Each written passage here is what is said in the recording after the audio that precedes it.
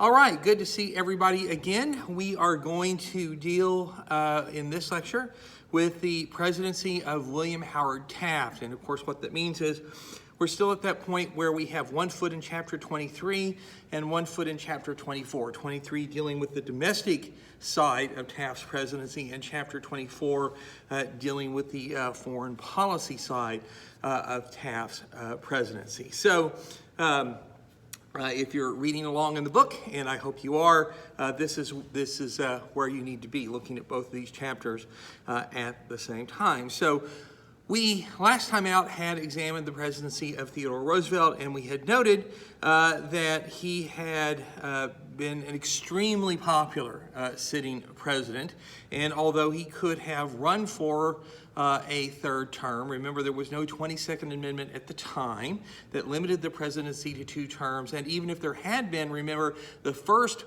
basically 4 years that Teddy Roosevelt has in office are really the 4 years that William McKinley had been elected to, so they wouldn't have counted. So Roosevelt could have run for a third term.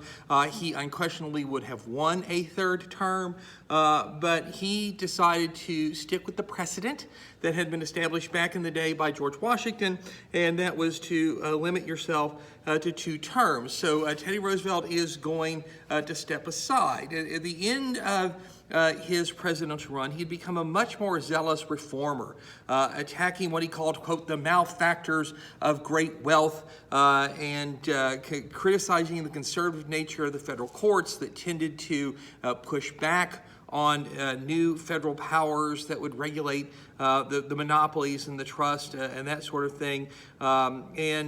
So Teddy Roosevelt had become, I guess we could say, more progressive, more reform-minded as he went through the presidency. That is going to be something we have to bear in mind, because there was a part of the Republican Party that was with him and eager to do more regulating and that sort of thing. But there was another part of the Republican Party, another part of the electorate that was beginning to feel that maybe the government was overreaching, that enough had been done, maybe too much had been done, maybe the time had come to sort of consolidate and slow down and that sort of thing. So there is a split in the Republican Party between conservatives and progressives.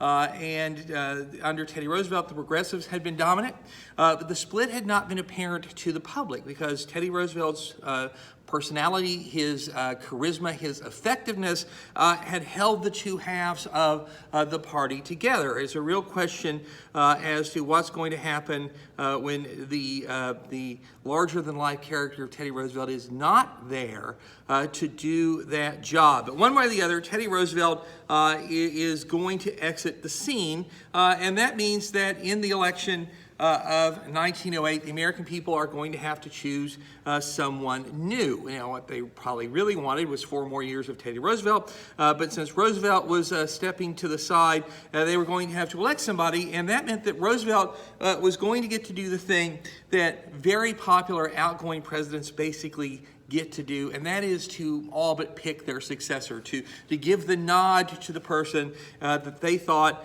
should follow in their footsteps, and their popularity will guarantee that the party goes along and that the electorate goes along. And the man that Teddy Roosevelt thought should be his successor was his Secretary of War, William Howard Taft. William Howard Taft of Ohio.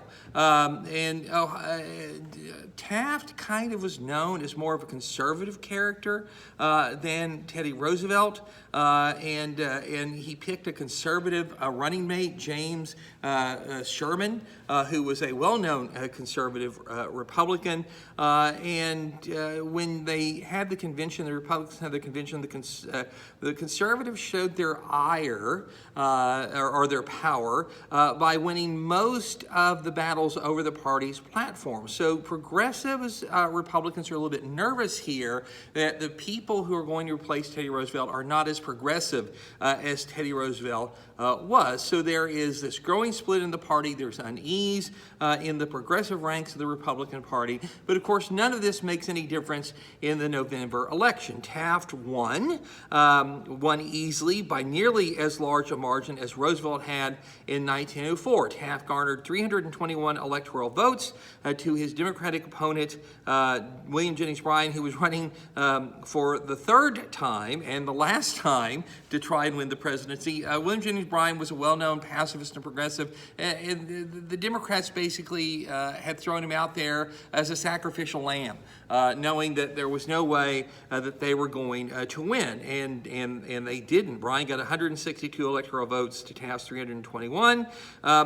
And that makes William Howard Taft the new president. Now, there was, of course, a signal here that could be noticed, too, because Taft's popular vote margin was more narrow than Teddy Roosevelt's had been in 1904. Taft won by a mere 1,270,000 votes, whereas Teddy Roosevelt had won by 2,560,000 votes. Now, a lot of that is probably accounted for simply by enthusiasm, but some of it might be accounted for by the fact that the Republicans just sort of assumed that they were going to win. There was no way Bryan was going to carry the presidency, and therefore, the motivation to get out and vote might not have been the same. But anyway you look at it, it was a smashing victory that made William Howard Taft from Ohio the 27th president of the United States.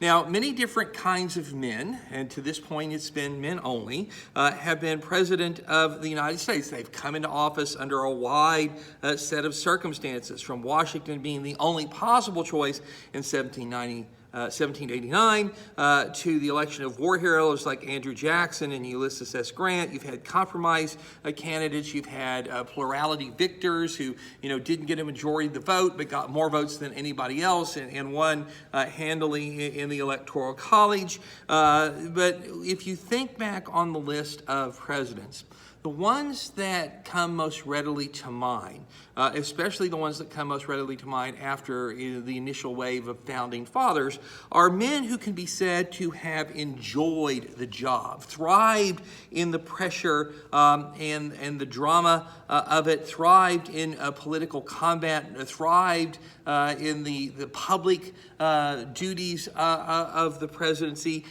These are the men that we tend to remember the most. John F. Kennedy and Franklin Delano Roosevelt, Ronald Reagan, Teddy Roosevelt, Andrew Jackson, these sorts of men, if one can actually use that word, enjoyed being president. William Howard Taft is a president that a lot of people forget.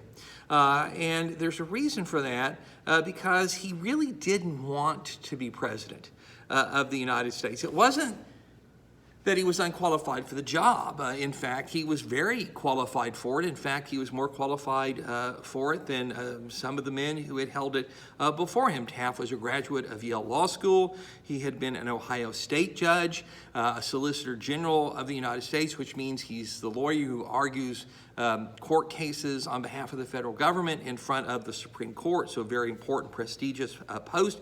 He had been a United States judge, then he'd been the head of the Philippine Commission, and then governor of the Philippines and Secretary of War under Teddy Roosevelt. And he had done well in each of these posts. And as he moved up through the ranks of responsibility, he had seemed to handle each new job without difficulty. And in fact, Taft was a skillful administrator. He was friendly, personally charming, had a grand sense of humor. He was a likable guy. He's one of the first presidents that actually played golf, although he was no good at the game. But then most people who play golf would probably tell you that they're no good at the game. He enjoyed playing bridge, and weighing in at 300 pounds, he is the largest person ever to be president of the United States. And it was said that he couldn't bend over to put the golf ball on the tee. Maybe that was true or not. There was a rumor that went around that he had twice got stuck in the White House bathtub. That is myth. That's not true. But it's the kind of story that people heard, and they tended to believe. You could argue that this made Taft a little bit more colorful in the eyes of public, but maybe not colorful in a positive way. The reality, though, is that skillful administrator, competent fellow, honest and responsible person that Taft was, he was really most happy in the quiet, thoughtful, secluded, and scholarly life of a judge. That's really where Taft's calling lie. He was a shy person. He did not like being around the public. As he put it, quote, "I don't like politics. I don't like the limelight," unquote. Now, can you imagine a more bizarre thing for a president of the United States to say than that? I don't like politics. I don't like the limelight. I don't like public attention. Is there a job in the universe that does not more deeply immerse you in politics than being the president of the United States? Does not put you more in the glare of the spotlight constantly, 24/7, than being president of the United States? It's absolutely true today, but it was true at the turn of the 20th century as well. What Taft really wanted to be, and what he would become in 1921, was Chief Justice of the United States. That is, Chief Justice of the Supreme Court. He is the only president to go on to serve on the Supreme Court. No one else has ever done that to date, and it's unlikely that anyone ever will. But in 1908, there was no position available on the Supreme Court. And the job that was available was President of the United States. And Teddy Roosevelt thought that Taft should take it. Taft's family, most of all his wife, thought that he should take it. And so he agreed. He signed on. He let himself be nominated. He let himself be elected, and he becomes the president. He's the guy that's going to replace Teddy Roosevelt. And at any other time in history, perhaps, Taft's presidency would have been considered a fine one. He knew how to work quietly behind the scenes to get things done, and he's going to accomplish a great deal that is largely going to go unnoticed during his administration. Taft has a couple of really serious problems that he inherits, but perhaps the most debilitating of them is that he's not Teddy Roosevelt. The country adored Teddy Roosevelt. Teddy Roosevelt was young. Teddy Roosevelt was vigorous. Teddy Roosevelt was athletic. He was an outdoorsman. He was a hunter. He had been a war hero. Teddy Roosevelt relished the spotlight. He was an excellent public speaker. He lived for political combat, enjoyed the challenge of it. And Taft was none of these things. Taft looked differently than Teddy Roosevelt. Taft didn't like the spotlight. Taft wasn't an outdoorsman. He wasn't an athlete. He wasn't a frontiersman. He wasn't a war hero. And yet he had to step in and fill Teddy Roosevelt's very big shoes. And this is always a problem for the person who replaces the wildly successful or wildly popular predecessor. It was John Adams stepping into the shadow of George Washington. It was Martin Van Buren stepping into the shadow of Andrew Jackson. It was Andrew Johnson stepping into the shadow of Abraham Lincoln. It's the new rookie quarterback that takes over when a John Elway or a Tom Brady or a Troy Aikman or somebody like that retires. And the outgoing person has become famous. They're a known quantity. They've been wildly successful, and they become beloved. And everybody remembers them at the height the pinnacle of their career, whereas the new person coming in is just starting out. There's very unlikely possibility that they're going to be able to attain the same level of success at least for a while. And so you're almost doomed to disappoint. And this is certainly going to be one of Taft's problems. And one of the reasons that he's going to be particularly perhaps cursed is that he inherits this split in the Republican Party, the split between the progressive wing, which was the Roosevelt wing of the Republican Party, and the conservative wing of the party. When Teddy Roosevelt was in office, his success, his flamboyance, his political skill, his personality had been enough to bridge that gap, to hold the party together. But Taft, although he has considerable administrative talents, does not have those talents. He's not going to prove adept at finessing this division in the party, which ultimately is going to break into open warfare right in front of the public's eye and basically ruin Taft's presidency and set the Democrats up for a presidential win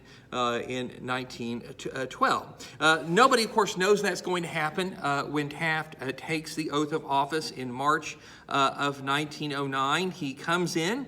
The Republicans still control the Congress, both the House and the Senate, so we don't have divided government. That's always helpful for a president, especially a new president. And Taft did what every president who comes in the aftermath of a wildly successful previous administration does. He pledges to carry on in his predecessor's footsteps. Taft comes in and he promises in his inaugural address to carry on in Teddy Roosevelt's footsteps. That means he's promising the country basically more progressive reform, more trust busting, more reining in the robber barons and these sorts of things. But it didn't take very long for that promise to begin to ring rather hollow. In fact, Taft gets into trouble pretty quickly.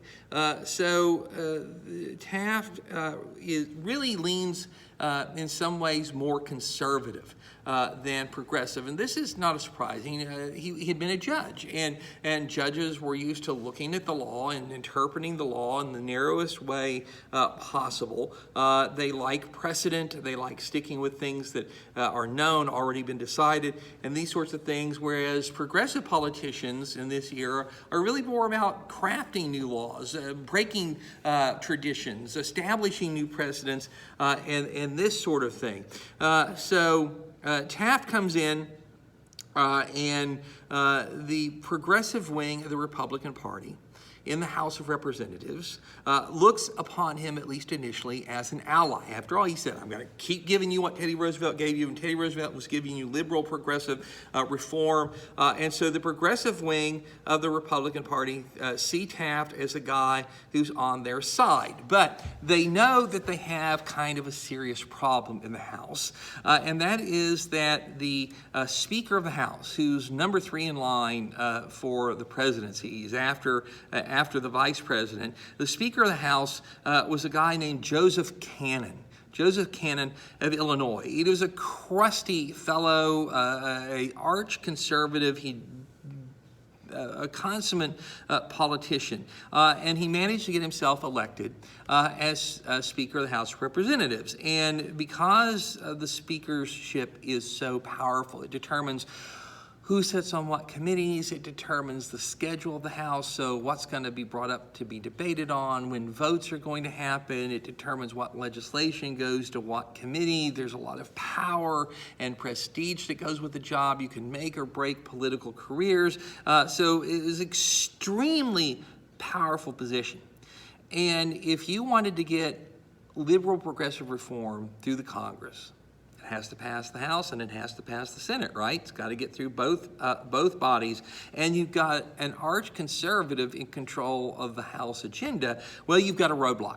You got a roadblock. It's not, you're going to have to find a way to get things past Cannon, which is not going to be possible unless you drastically reduce the Speaker's power. Now, that's possible because the House makes its own rules, and those rules are voted on at the beginning of every new House term. So every 2 years, the entire House of Representatives stands for re-election. So every 2 years, you can have a new majority, you can have a new Speaker, and every 2 years, the House is going to sit down and it's going to draft the set of rules under which it is going to operate. And so if you want to remove Cannon as sort of an impediment for more liberal progressive reform, then you need to weaken his ability to call the shots. You need to weaken his ability to set the agenda. And the progressive wing of the Republican Party proposed to do that. So in March of 1909,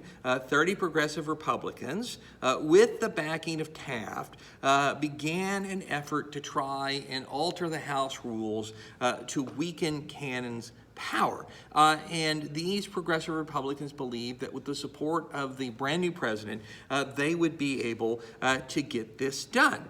Cannon, however, was a tough character, and he saw what was happening, and he looked at Taft and sized up the man pretty quickly. And what Cannon realized is that Taft was not the kind of guy who was going to relish political combat. He was the sort of guy that was going to try and get everybody to go along and get cooperation, that kind of stuff. And Cannon knew that one of the things that Taft most desperately wanted to accomplish was to lower the tariff of the United States. This had been one of the goals of Teddy Roosevelt's presidency, and the only goal of Teddy Roosevelt's presidency, really, that he had failed to accomplish. So what better way to sort of make your mark, let the American people know that you can get things done, that you are in charge, than to right off the bat managed to do something that Teddy Roosevelt had never managed to do. And Cannon sees that desire to lower the tariff as Taft's Achilles heel. So when the progressive Republicans are pushing for new House rules that are going to lower Cannon's power, going to diminish Cannon's power, Cannon fought back, and he understood that these progressive Republicans had to have the president's support,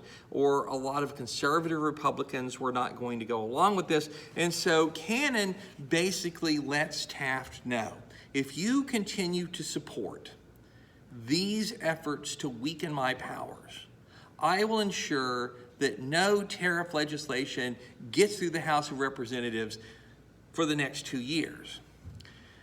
So he threatens the very thing that Taft apparently cares the most about. Now, let's think about this. Cannon is basically saying, if you weaken my power, I'm going to deny you the thing that you want more than anything else. But of course, if you weaken Cannon's power, the whole reason you're doing that is to prevent him from being able to deny these kinds of things. It's sort of the equivalent of somebody saying, if you take away my gun, I'm going to shoot you. Well, if I take away your gun, you can't shoot me, right? So, you know, this is kind of a bizarre threat, but Taft was aware of Cannon's legislative skill. It was certainly possible that Cannon could at least gunk up the works enough to keep legislation from getting through, adding tons of amendments to it or something like that. And Taft, who is not a bare-knuckles political brawler, basically cuts a deal with Cannon. He says, all right, if I withdraw from the battle to lessen your powers, do you promise me that you'll let a bill lowering the tariff get through the House of Representatives? And Cannon said he would. And so Taft believed that he had accomplished what was most important, had done it without a great big battle royale, and so he withdrew his support from the effort to weaken Cannon's powers, which therefore remained unchecked. This was a bitter blow to the progressive wing of the Republican Party. He suddenly thought, oh, I thought this guy was on our side. I thought this guy was on our side, and he bails on us in the first fight. And from that point, basically, they no longer trust him, and the relationship between Taft and the progressives is going to get worse and worse as his administration goes on. Did Cannon keep his promise? He absolutely kept his promise. The legislation that would significantly lower the tariff got through the House. And why was Cannon willing to do that? Because Cannon knew that that legislation had to get through the Senate too. And the Senate was even more conservative than the House. So basically, it was a throwaway concession to Taft, because when the bill called the Payne-Aldrich Act, P-A-Y-N-E-A-L-D-R-I-C-H, the Payne-Aldrich Act, and again, if you look at this list of terms that I send you at the start of each section, it'll help you with spelling and that sort of thing. The Payne-Aldrich Act, which comes out of the House, is going to significantly lower the tariff, but when it gets to the Senate basically destroys it, not by voting it down. No, you don't want to defeat this legislation. You don't want to hand a bald-faced disaster to your brand new president who's from your own party. What they did instead was, in essence, to kill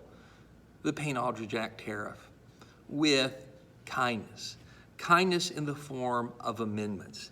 They attached over 800 amendments to the bill, and each one of those amendments has to be debated. Each one of those amendments has to be voted on, and so there were amendments saying things like the United States will not place a tariff on curling stone, no tariff on false teeth, no tariff on hog bristles, no tariff on canary birdseed. They just loaded up this bill with so much ridiculous stuff that there was no way that the House was going to take that up. They weren't going to. And so when the bill went back to the House, it was changed drastically. And the result of all of this was the Payne-Aldrich Act, which does lower the tariff. But it barely lowers the tariff. Okay, so if we think of a continuum here, and this is a low tariff, this is a high tariff, and right now the tariff is kind of like here. It's on the high side, and Taft wants to lower it to here. Well, Payne-Aldrich lowers it to kind of here. It lowers it, but it lowers it so insignificantly as to basically have done nothing. Could Taft go out and say, I lowered the tariff? He could, but it's like saying you drop the price. It's now I'm going to charge you not $100, I'm going to charge you $99.80. Yes, I lowered the price. Did I lower the price in any meaningful way? And of course, the answer is no. And Cannon had basically understood that this was this is what was going to happen. Taft didn't, and therefore, even though Taft technically wins and Cannon technically kept his promise, in reality, Taft had lost. This was embarrassing, and it was an embarrassing defeat that really pulled the rug out from under Taft's credibility, especially with the progressive wing of the Republican Party, which now saw him as an unreliable ally.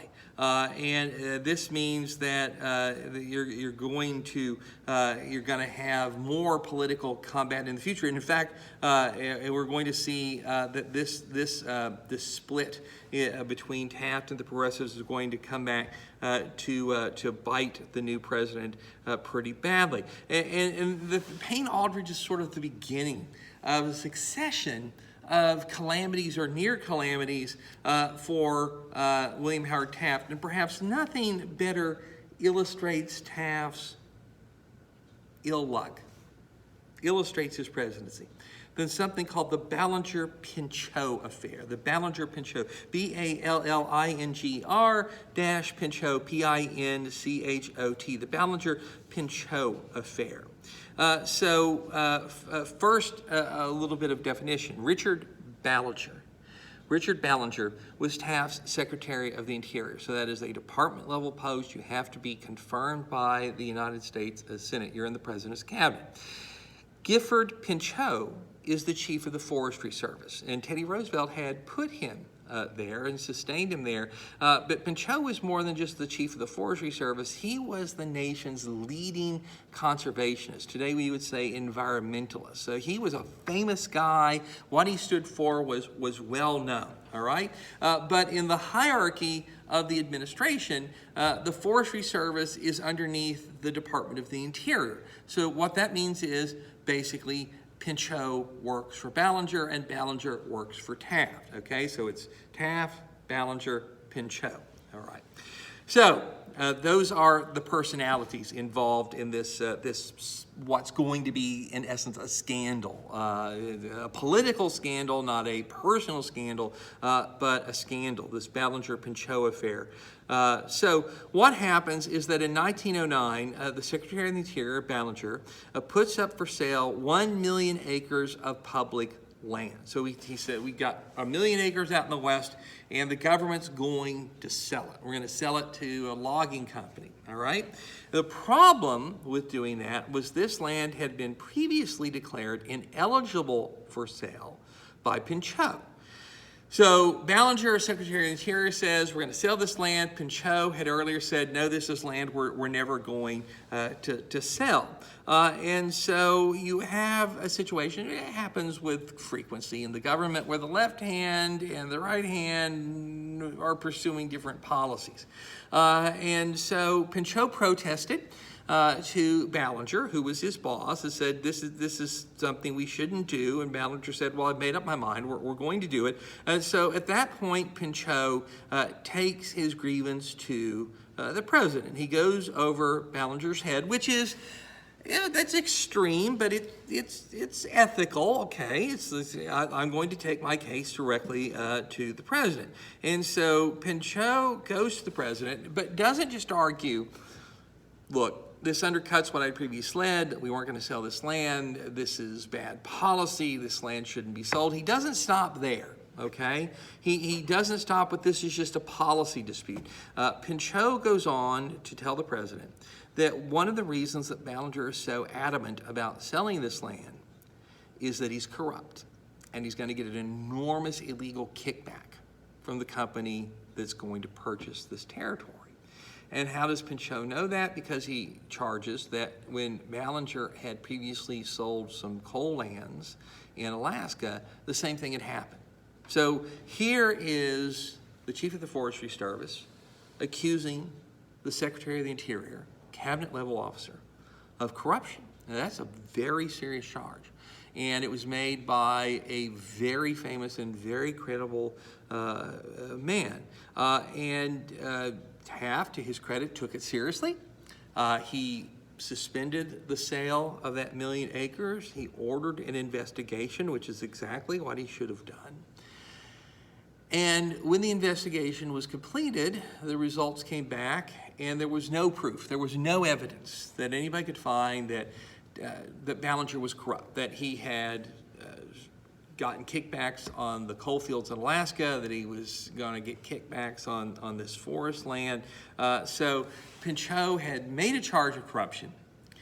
Taft had taken it seriously. He had it investigated. And when the results of the investigation came back, Ballinger was cleared.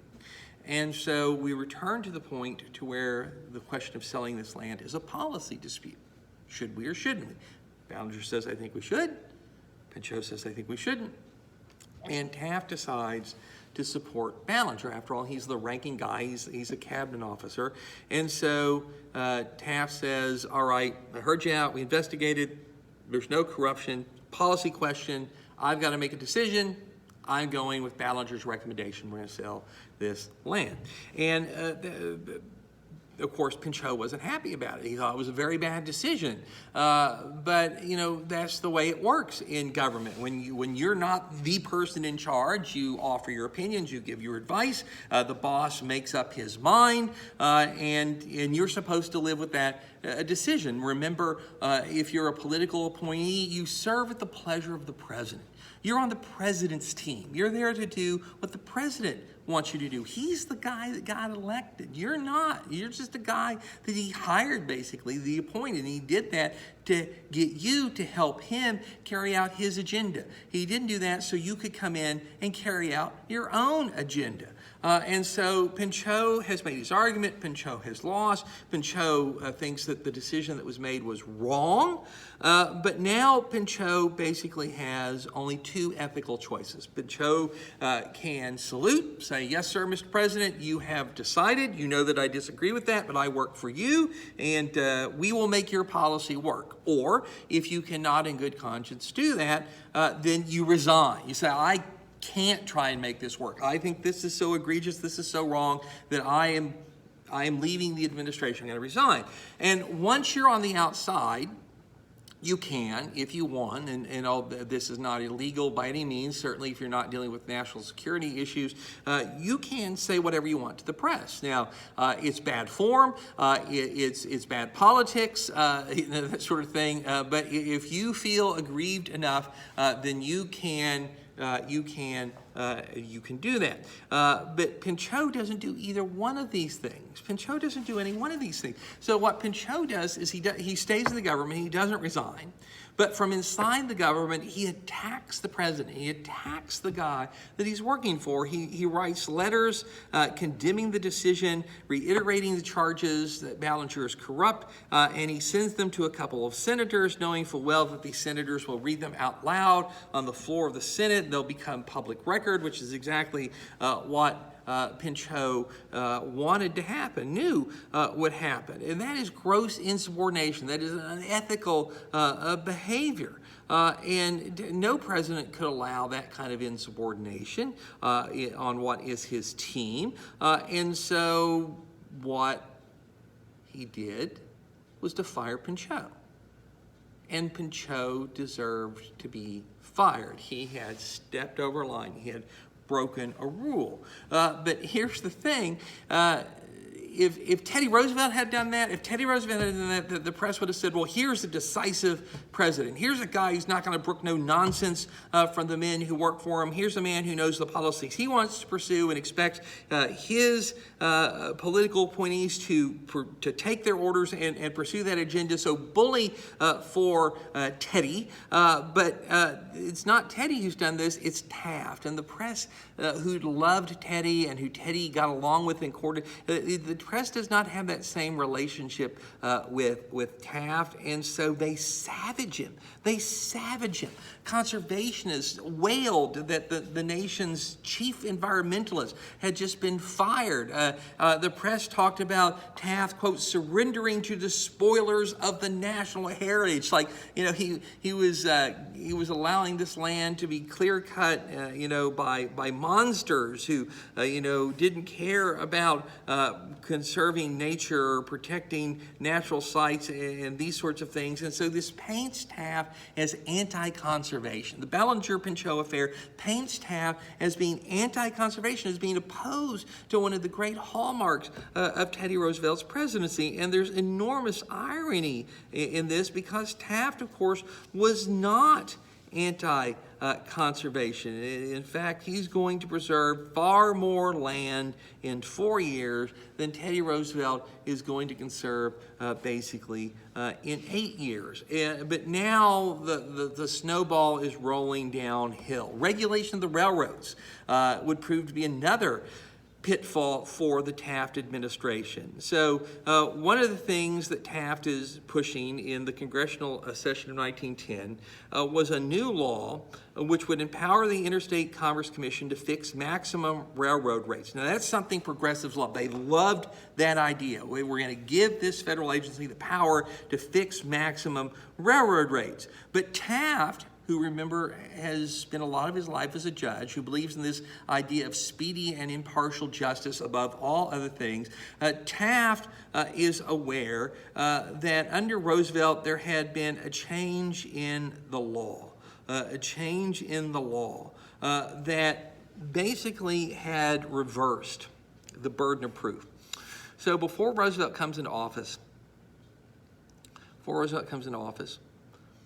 if a railroad does something that the ICC doesn't like, the ICC comes after the railroad and says, you're not allowed to do this, we're ruling against this, the railroad could challenge that. Okay? The railroad can say, well, no, wait, we think that what we're doing is within the rules, that this regulation is unfair. They could challenge it in court. And the way that the law was set up is that as long as the new regulation was being challenged, it was suspended.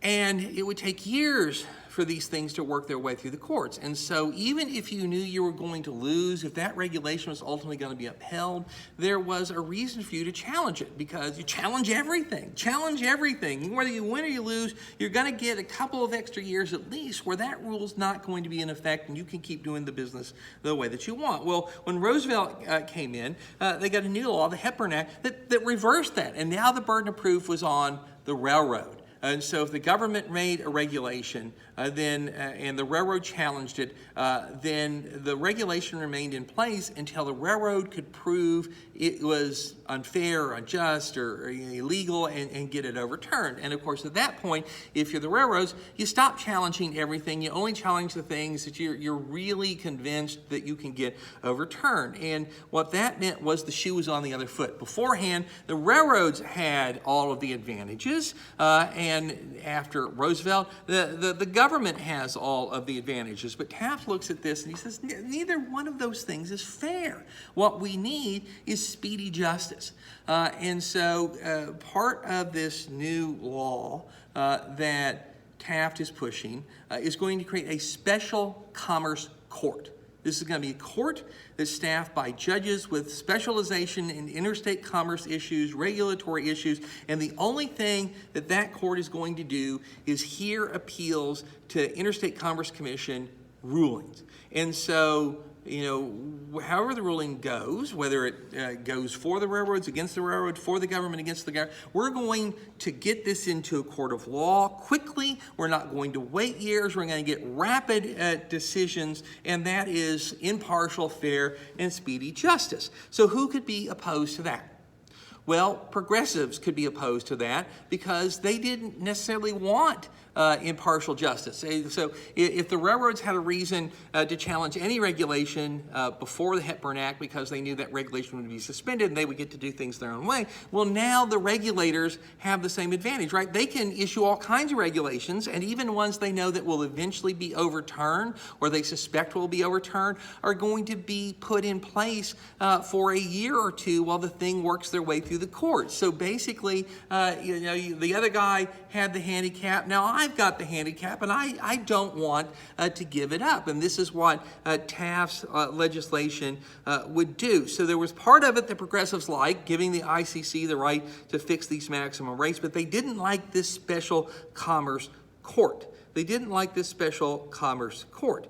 So there was a big fight in Congress about it, a big fight within the Republican Party about it between progressives and conservatives. And the passage of this law, which was called the Mann-Elkins Act, M-A-N-N-Elkins, E-L-K-I-N-S, the Mann-Elkins Act of 1910, Taft made voting for that law a test of party loyalty. So he basically came out and he said, you know what? It doesn't matter, progressive or conservative, it doesn't matter if you think this law is good, if you think this law is bad. This is now a test of party loyalty. If you are a loyal Republican, you will vote for this law. Now that is pulling out the biggest gun that a president has. It is a weapon that is hardly ever used for the simple reason that it is fraught with all kinds of danger. If you can't rally your legislative troops enough to get the thing passed, saying something like test of party loyalty is unlikely to change vote tallies. This is the president drawing a line in the sand and daring progressives to pass it. And of course, if they walk over that line, then the credibility of the president has been corrupted. He's basically just been dissed by a good chunk of his own party. And so Taft, pulls out the big gun. He makes the big threat. If you're a loyal Republican, you're going to vote for this bill. And what did progressive Republicans do? They voted against it. They defied the president, with all the consequences that go with that on both sides of the political spectrum. Nonetheless, the Mann-Elkins Act passed. Taft gets what he wants, okay? And it passes because the Democrats were willing to go along with it. Democrats were willing to give enough votes to join conservative Republicans to get Mann-Elkins passed. And of course, that cost Taft something. What the Democrats wanted in exchange for getting Mann-Elkins into law was statehood for Arizona and New Mexico. Arizona and New Mexico were the last two territories within the continental United States, and they had the needed number of citizens to become states for a long time, but Arizona and New Mexico were controlled by the Democratic Party, and so the Republicans who ran the Congress were not interested in bringing Arizona and New Mexico into the Union of States, because that would mean 4 more Democratic senators, it would mean at least 2 more Democratic congressmen, and therefore 10 more Democratic electoral votes. Why would the Republicans want that to happen? Taft is the kind of guy who says if they're ready for statehood, they should be allowed to become states, and he's willing to make this deal. He's willing to strengthen the hand of the Democratic Party politically in order to get this legislation through, in order to have a victory over the progressive wing of his own party. And at this point, open warfare breaks out between progressives and Democrats. 1910, of course, is a midterm election. Every 2 years, the whole House is up to be elected and 1/3 of the Senate. And in the midterm election of 1910, basically Taft urges Republican primary voters to nominate conservatives and not nominate progressives. So the president is telling primary voters, hey, look, there are some sitting congressmen that you shouldn't vote for. You need to replace these progressive Republicans with conservative Republicans. And of course, this infuriated progressive Republicans who were willing to war against Taft. And so they ran progressives against conservative candidates, and it was very bloody. Republicans savaging Republican, much to the delight of the Democratic Party, that you could sit back, watch the other guy rip himself apart, take notes about what Republicans were saying about other Republicans to use in the general election campaign. And as if all of this wasn't bad enough for Taft, the progressive Republicans won. The party nominated the progressives and not the conservatives that Taft had wanted. But this was a hollow victory for the progressive wing of the Republican Party, because one thing is always true in American politics, and that is if one party splits, the other party is going to win. And the Republican Party was split. It had actually been split for some time, but Teddy Roosevelt had papered that over. He'd held the two wings of the party together. Taft does not have the luck or the political talent to do that. The split is now out in the open, and the Democrats are going to take advantage of it during the general election. And in that election, the Republican candidates went down to defeat before their Democratic opponents. New York, New Jersey, Indiana, and even Taft's home state of Ohio elected Democratic governors. The Republicans lost control of both houses of Congress for the first time since 1894. 58 House seats flipped from being controlled by Republicans to being controlled by Democrats, and 10 Senate seats switched from being controlled by Republicans to being controlled by Democrats. Taft called the election, quote, not only a landslide, but a tidal wave and Holocaust all rolled into one general cataclysm.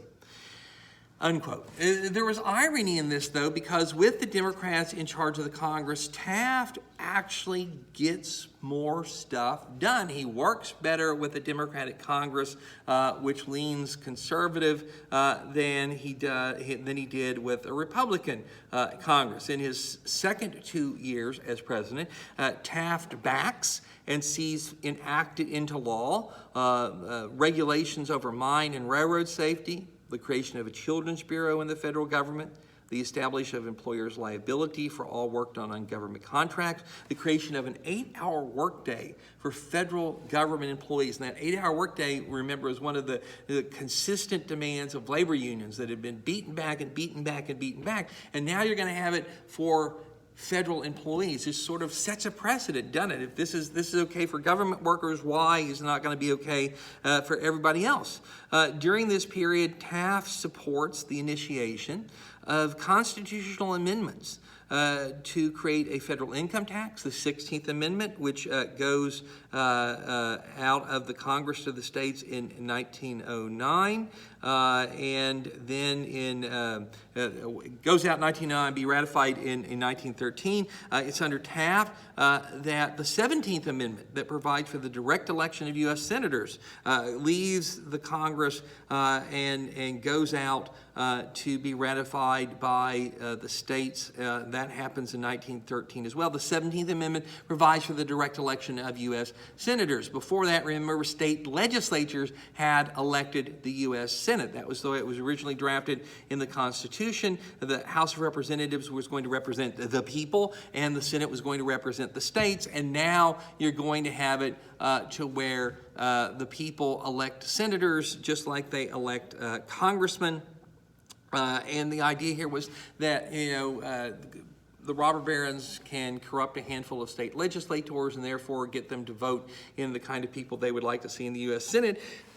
But if the ordinary people are electing senators like congressmen, then that is going to be much less likely to happen. So Taft's presidency sees two amendments go to the states for ratification. They're going to be ratified after he leaves office, but he's the president who blesses them and sends them out the 16th and 17th Amendment, which is a pretty substantial accomplishment. Taft's greatest success, however, came as a trust buster. So Teddy Roosevelt gets the nickname, the trust buster, right? But Taft bust far more trust than Teddy Roosevelt, and not just mundane trust either. He breaks Standard Oil and the American Tobacco Company, and in 1911 he begins an antitrust suit against United States Steel for its merger with Tennessee Coal and Iron in 1907, a merger that had been finalized and approved by no less a person than Teddy Roosevelt. And so here you have the great irony that Teddy Roosevelt busts something like 25 trusts, and William Howard Taft busts 43. Roosevelt is known as the conservationist president. Taft conserves more land. Taft gets 2 constitutional amendments out to the state. Teddy Roosevelt doesn't send any out to the states. Teddy Roosevelt busts 25 trusts and gets known as the trust buster. Taft busts 43 and doesn't earn any credit really for doing that at all. And so even when Taft was successful, the success wasn't noticed. It was ignored by the press. It was ignored by a lot of the American people. Part of that is the battle between progressives and conservative Republicans, which of course overshadowed everything. But part of that too is the nature of how people tend to look at things. Remember last time out I said that first matters a great deal. You remember your first car, your first apartment, your first kiss. Those things have an outsized importance in your life. And Teddy Roosevelt had been the first president to bust a trust. He'd been the first president to embrace conservation. He'd been the first president to put the government in the role, the honest broker between management and labor. The first president to become the protector of the American consumer. Taft did more of these things. He did more of them. But we remember the first man to step on the moon. Well, remember the second guy to step on the moon. Everybody knows Neil Armstrong's the first man to step on the moon. Who's the second guy? Let alone the third guy or the fourth guy or the 10th guy. We don't remember that, right? And so Teddy Roosevelt gets the name Trust Buster. It makes him a hero to the American people. Taft bust more trust. And basically, the American people got the great big yawn. But it was this trust-busting business that is really going to get Taft in trouble because Teddy Roosevelt, who is still relatively young, has been watching what Taft's been doing, the troubles Taft's been having. He's not happy. He thinks that Taft is blowing it. Taft is mucking up Roosevelt's legacy. But it's when Taft initiates that antitrust suit against United States Steel over a merger that Roosevelt himself had approved back in 1907. That's the straw that breaks the camel's back. And Teddy Roosevelt basically says, okay, I've had enough. I'm not going to let Taft sit here and mess everything up. And Roosevelt announces that he is going to return to politics and he is going to contest the nomination of the Republican Party with Taft. So here's your sitting president who wants a second term, and Teddy Roosevelt, his predecessor, the guy who basically chose Taft to take over, is coming back and says, nope, I want to get Taft fired and I want to take his place. And what that means is that the Republicans are going to go into the election of 1912 a split party, and that can only accrue to the benefit of the Democrats. But before we talk about that election of 1912, let's really quickly take a look at Taft's foreign policy. So now we're jumping out of chapter 23 into chapter 24. And as had been the case with domestic policy, Taft promised to carry on in Teddy Roosevelt's footsteps in terms of foreign policy. And that means that his job is to protect the United States, to protect American interest and American citizens overseas, to protect those new colonies that we have in the Philippines, to protect the territory the Americas gained, Guam and Puerto Rico, Wake and Midway Islands, and these sorts of things, to ensure American dominance in the Western Hemisphere and especially in Latin America.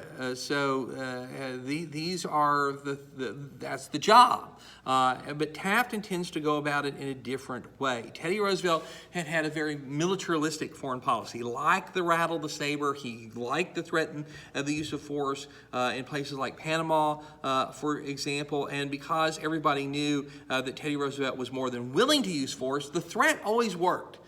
Teddy Roosevelt actually never had to send in the troops very often because everybody knew if he threatened it, he would do it, and you might as well go ahead and give in to him. Taft, of course, is not the kind of guy who's going to embrace a militaristic foreign policy. Quite the opposite.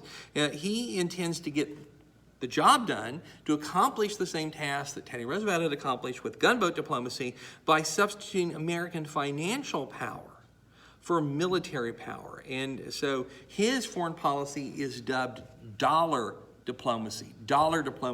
So gunboat diplomacy, dollar diplomacy. And again, we talk about living in the shadow of Teddy Roosevelt. So which one of those things sounds more dramatic, more virile, more robust, more self-assured? Dollar diplomacy or gunboat diplomacy? You're going to stand up to the bad guys of the world. You're going to look out for interest by be willing to fight, or you're going to be willing to buy people off. You're going to use your vast wealth to get what you want. Both of them may be equally effective, but one of them is going to resonate as more manly, more assertive, more decisive than the other. Now, as had been the case when Roosevelt was president, the greatest invitation to trouble in the Western Hemisphere was the debt that Latin American countries owed to European nations, debts that they could not pay off. And Roosevelt had responded to this with his famous corollary to the Monroe Doctrine, where he basically told Latin American countries, keep your affairs in order or face U.S. intervention. If you can't pay off those debts, if you can't service your debt to these European powers before you default and create a situation where they can come in and seize territory and ports and that kind of thing and maybe then never leave, the U.S. is going to step in and take care of the problem. So that was Roosevelt's correlation to the Monroe Doctrine. What Taft's going to do is try to change to whom the debt is owed. So he's basically going to try and use American dollars to pay off the debt for the Latin American countries, who will then owe that money to the United States instead. So, if you're going to have to intervene, you're intervening to protect American creditors and that sort of thing. And of course, this reduces the risk of, an incident with a foreign power, and it kind of locks in U.S. dominance of Latin America. So that's what Taft is going to attempt to do. And it's sometimes it's going to work and sometimes it's not. In 1909, he got U.S. bankers to assume the debt of Honduras. to keep the British from intervening there. Honduras is a former British colony. In 1910, he talked to U.S. bankers into taking over the assets of the National Bank of Haiti to ensure that Haiti paid its debt and kept, and that keeps the Europeans out. Now, the money that Haiti owes is owed to Americans, not to Europeans. And in 1911, Taft helped Nicaragua secure a large American loan, but the string attached to that was the American bankers didn't want to give that loan unless they got control of Nicaragua's national bank. In other words, this doesn't look like a very good investment to us. We want to make sure that this money is properly handled, that we're going to get paid back, and the only way that we can feel comfortable doing that is we get to be in charge of their bank to make sure that this happens. The Nicaraguan government was willing to go along with that, but the Nicaraguan people were not. A lot of them were not happy with their government. They saw this as their government selling out and inviting the Americans in, and so there was a revolt that threatened to bring down the entire deal. And of course, with all that American investment now, Taft couldn't let that happen. And he shows that he's not afraid to use force. He sends in the Marines. He does something that Teddy Roosevelt hardly ever had to do. He sends in the Marines to put down the insurrection. And the American troops are basically going to stay in Nicaragua fighting Sandinista guerrillas on and off until the 1930s. So this becomes a very long-term military commitment, a small one, but a long-term military commitment for American troops.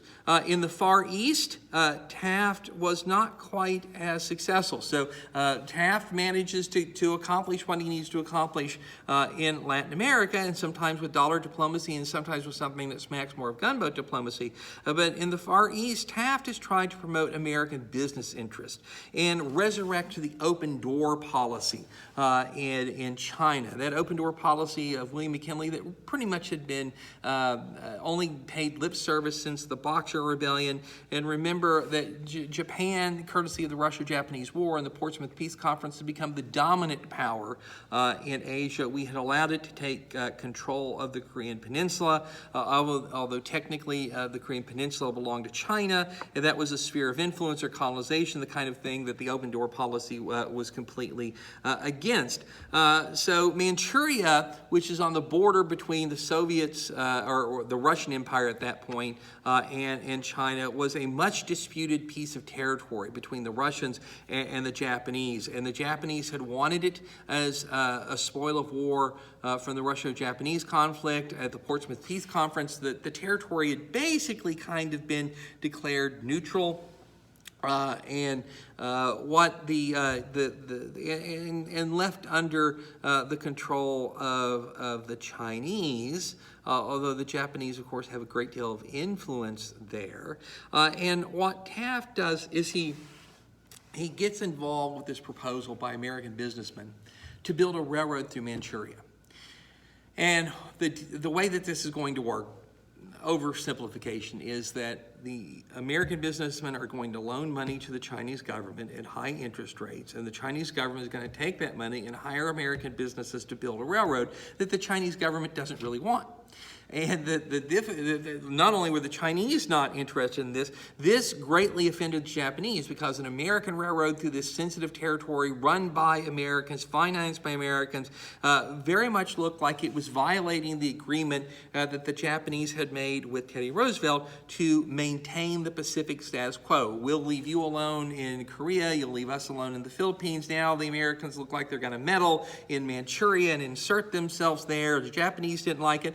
The Chinese didn't want it, and the whole thing basically fell apart, but this leaves a sour taste in the mouth of the Japanese, and it begins to complicate the relationship between the U.S. and Japan in the Pacific, and that is, in a sense, taking the first step toward World War II in the Pacific theater. So at the end of the day, did Taft protect America's overseas possessions? He did. Did he protect the United States? He did. Did he ensure U.S. dominance of Central and South America? He did. Did he keep foreign powers out of the Western Hemisphere? He did. So in that sense, Taft is successful. Did he leave affairs in the Pacific as good as he found them? The answer is no.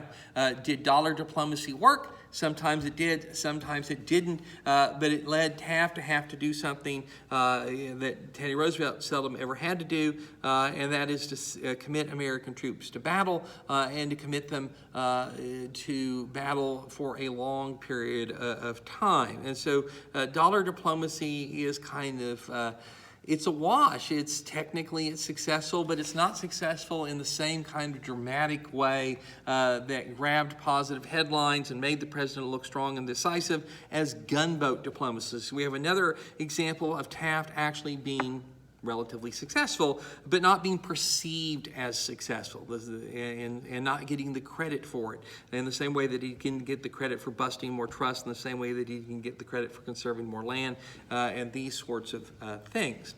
So now we can turn our attention back to the election of 1912, and we have the Republican Party split between progressive and conservative wings, and Teddy Roosevelt is the champion of the progressives, and Taft is the champion of the conservatives. And of course, this means that the Democrats can look forward to electoral victory in 1912 with much anticipation. If they win, it's going to be the first time since Cleveland's second term in 1892 that they could carry the White House. And if there is a Democrat elected in 1912, he's going to be only the second Democrat elected since 1860 to be chief executive. The battle between Taft and Roosevelt was intense, but Taft controls the party's machinery, and he used it to great advantage to win the nomination in 1912. And so for Taft, that's a big deal. Here's Teddy Roosevelt, the guy whose shadow he's been living in, the guy he's been criticized for not being, the guy who had picked him to be a successor and then had basically turned against him, and Taft triumphs. Taft triumphs. But as one would expect, Teddy Roosevelt is not going to go quietly into the night and just accept his defeat. So in June of 1912, Taft wins a nomination for the Republican Party to run for a second term. The next month in July, the Democrats got together in Baltimore, and it was an intense competition at the Democratic Convention to become the nominee. And of course, because basically everybody could look at that and say, our nominee is probably going to win. And there were a lot of Democrats who had waited a long time to try and become president, and here was the best opportunity that they could imagine. So there was a lot of competition. And the Democrats had to vote 46 times before they decided on a candidate, and that candidate was the progressive governor of New Jersey. That's the only political office he'd ever have. Otherwise, he's a political novice, a former president of Princeton University, Woodrow Wilson. So it's going to be Woodrow Wilson, the Democrat, versus William Howard Taft, the Republican, but we're not done. We're not done here, because Teddy Roosevelt is refusing to accept defeat. So he has put together a coalition of progressive Republicans.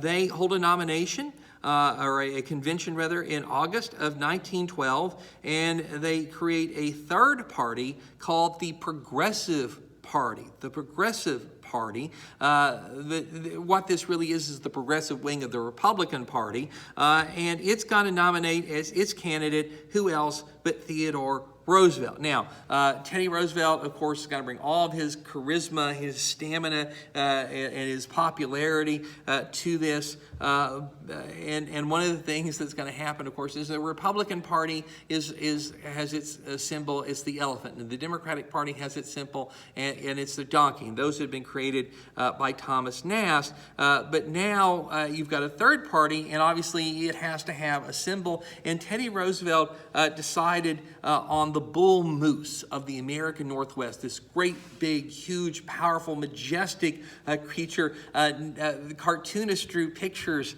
of Teddy Roosevelt's famous Nez Perce glasses and his famous big, wide smile, and put them on the snout of the moose, and It works remarkably well. So really the Progressive Party was better known as the Bull Moose Party, the Bull Moose Party. But remember, what it really is the progressive wing of the Republican Party. So the Republican Party is split, and Republican voters will have to choose to vote for Taft or Roosevelt in the general election, whereas all the Democrats can get behind Woodrow Wilson.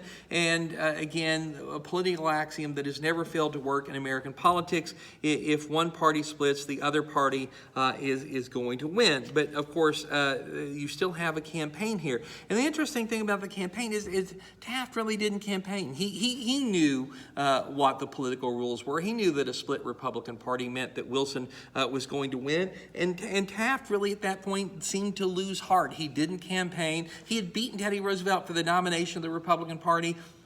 And you kind of get the feeling that's good enough for him. Teddy Roosevelt, of course, is determined to win back the presidency. So he ran a very active campaign, and basically what Teddy Roosevelt is going to advocate to the American people is something he calls the new nationalism, which called for a national approach to the country's problems, a primarily federal approach to the country's problems, led, of course, by a strong president, who would be Teddy Roosevelt. And the goal would be efficiency in government and society.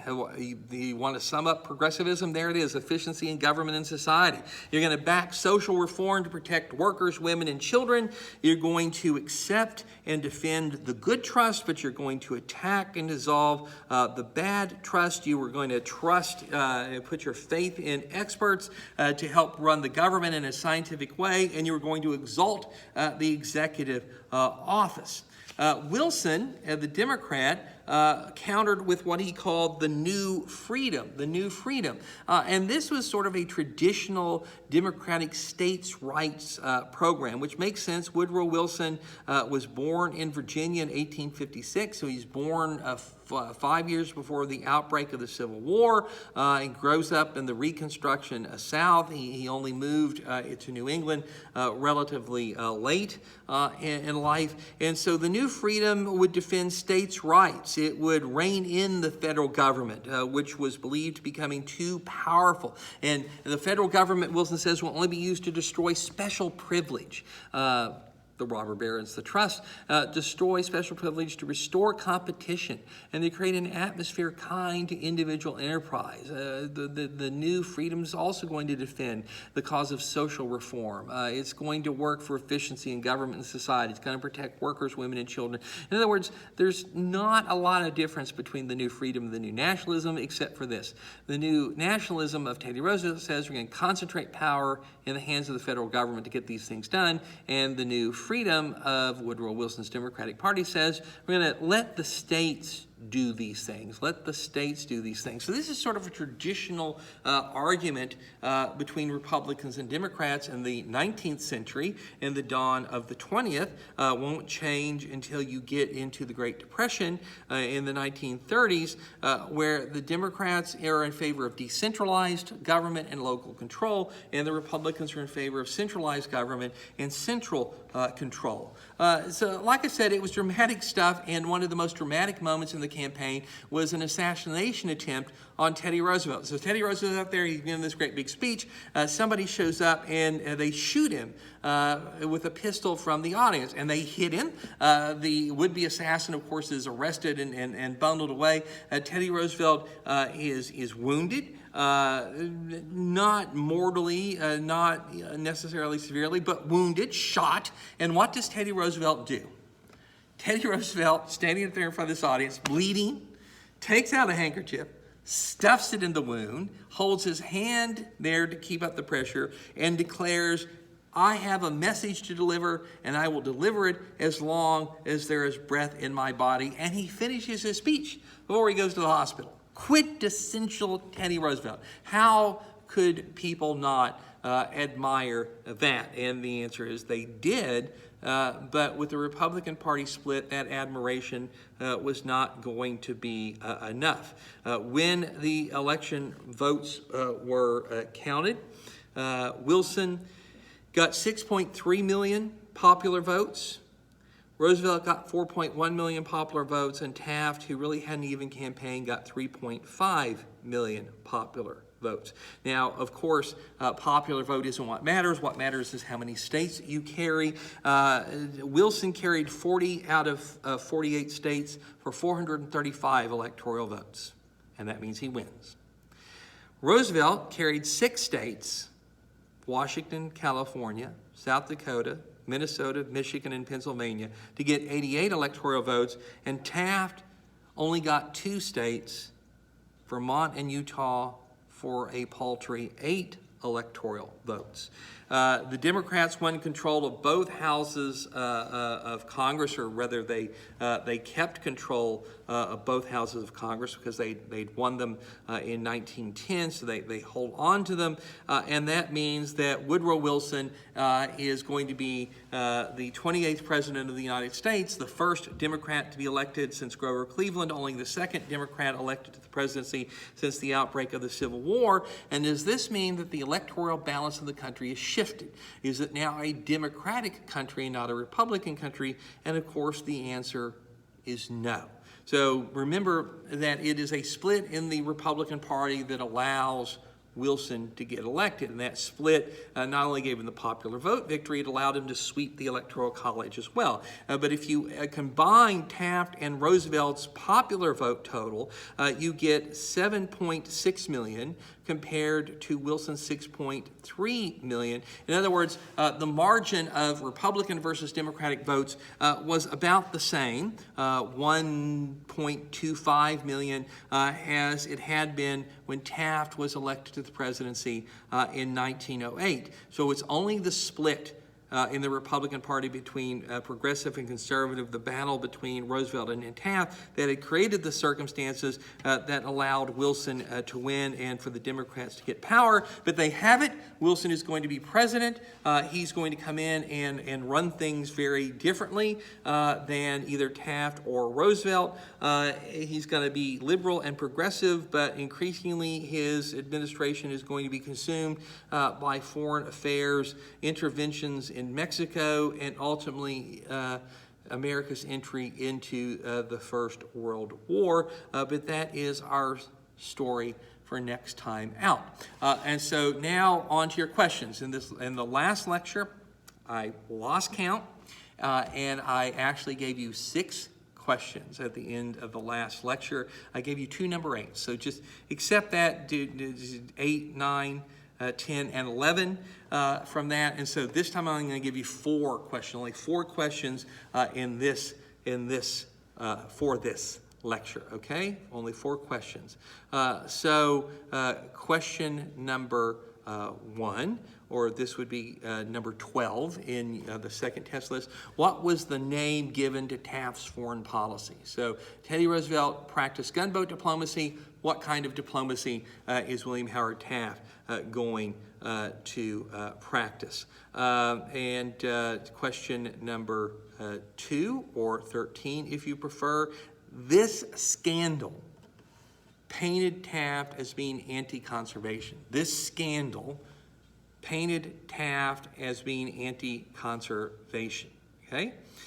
Question number 3, or what would be question number 14.